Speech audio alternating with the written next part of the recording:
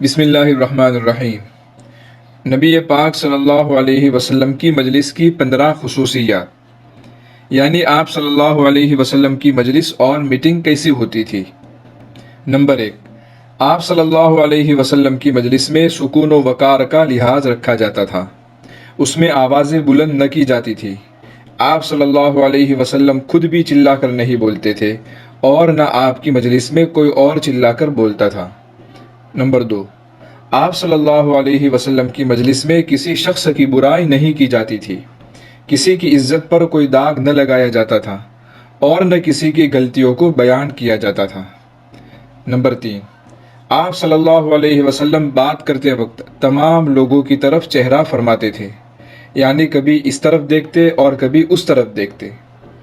Number 4، اگر بات کرتے کرتے درمیان میں کوئی شخص بولتا یا کوئی سوال کرتا تو آپ صلی اللہ علیہ وسلم اپنی بات کو اس طرح جاری رکھتے کہ گویا اس آدمی کی بات کو سنا ہی نہیں۔ پھر جب اپنی بات مکمل کر لیتے تو اس آدمی سے پوچھتے کہ بتاؤ تم کیا کہہ رہے تھے۔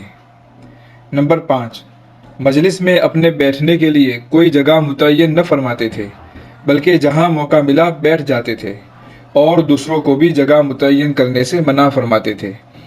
جب کسی مجمع میں تشریف لے جاتے تو جس جگہ مجلس ختم ہوتی وہی بیٹھ جاتے اور دوسروں کو بھی یہی حکم فرماتے تھے۔ نمبر 6، اگر مجلس میں کوئی شخص کھڑے کھڑے ہی سوال کرنے لگتا تو اس کو ناپسند فرماتے۔ نمبر 7، آپ صلی اللہ علیہ وسلم جب مجلس میں بیٹھتے تو دونوں پاؤں کھڑے کر کے ان کے گرد ہاتھوں کا حلقہ بنا کر بیٹھتے۔ عام طور پر آپ صلی اللہ علیہ وسلم اسی طریقے سے بیٹھتے تھے۔ یہ سادگی اور تواضع کی صورت ہے۔ بعض اوقات آپ صلی اللہ علیہ وسلم 4 زانوں بھی بیٹھے ہیں اور بعض اوقات بغل میں ہاتھ دے کر اکڑو بھی بیٹھے ہیں۔ آپ صلی اللہ علیہ وسلم مجلس میں اپنے گھٹنوں کو اپنے ساتھیوں سے آگے نہیں بڑھنے دیتے تھے، اس میں بھی آگے بڑھنا یا الگ شان دکھانا آپ کو پسند نہیں تھا۔ آپ صلی اللہ علیہ وسلم کی مجلس میں سب حضرات ایک دوسرے کے ساتھ عاجزی اور نرمی سے پیش آتے تھے۔ مجلس میں بڑوں کا ادب ہوتا تھا اور چھوٹوں پر مہربانی ہوتی تھی۔ ضرورت مند کی ضرورت پوری کرتے تھے، اگر کوئی اجنبی آیا ہے تو اس کا خیال رکھتے تھے۔ نمبر 9، آپ صلی اللہ علیہ وسلم کی مجلس میں امیر، غریب، طاقتور اور کمزور کا اور رنگ و نسل کا کوئی فرق نہیں ہوتا تھا، بلکہ اپنے تمام ساتھیوں کی طرف برابر توجہ دیتے تھے۔ یہاں تک کہ مجلس میں بیٹھنے والا ہر شخص یہ سمجھتا تھا کہ اس مجلس میں آپ صلی اللہ علیہ وسلم سب سے زیادہ مجھے چاہتے ہیں۔ نمبر 10، اگر کوئی شخص اپنی کسی ضرورت کے لیے آپ کو لے کر بیٹھتا تو جب تک وہ شخص نہیں اٹھتا تھا آپ صلی اللہ علیہ وسلم بھی نہیں اٹھتے تھے، بلکہ اس کے پاس بیٹھ کر اس کی باتیں سنتے۔ نمبر 11، آپ صلی اللہ علیہ وسلم کے چہرے پر ہمیشہ مسکراہٹ رہتی تھی، چہرہ کھلا ہوا رہتا تھا، ہر ملنے والے سے ہنستے ہوئے چہرے کے ساتھ ملتے تھے۔ نمبر 12، اگر مجلس میں کسی کی بات آپ کو پسند نہیں آتی تھی تو آپ توجہ ہٹا کر خاموش رہتے، اس کی پکڑ نہیں فرماتے تھے، اور اگر کوئی حد سے بڑھ جاتا تو اس کو خاموش کر دیتے یا خود اٹھ کر چلے جاتے۔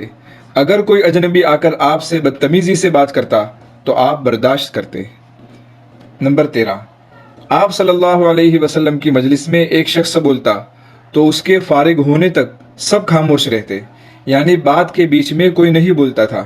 مجلس میں بیٹھے تمام لوگوں کی باتیں دھیان اور رغبت سے سنی جاتی۔